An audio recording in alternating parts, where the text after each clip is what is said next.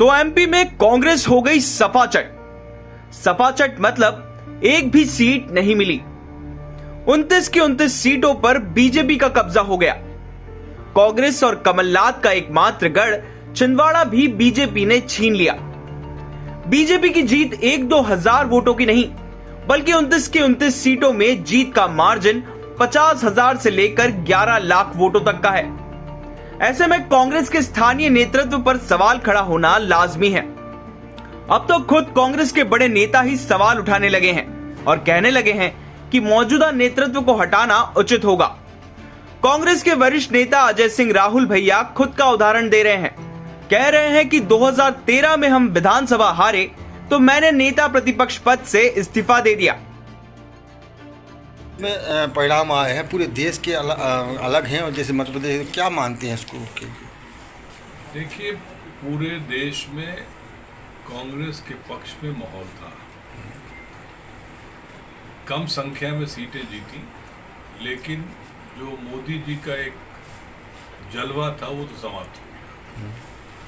दुर्भाग्य से मध्य प्रदेश में उसको देखने को हम लोग तरस गए और उस तरह के नतीजे नहीं आए। क्या कारण मानते हैं?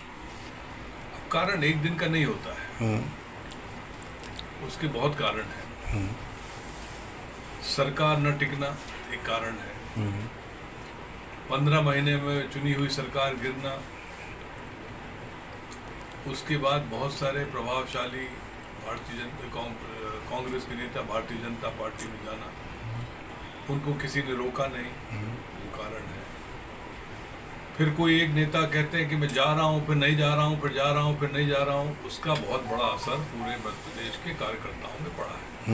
कि इतने बड़े नेता ही यदि भाजपा में जाने के इच्छुक थे, दोनों बाप बेटे, अब कौन थे ये आप लोग जाने, बहुत सारे लोग उनके साथ जाने को तैयार थे। जी, ये चर्चा का विषय है। जी जी।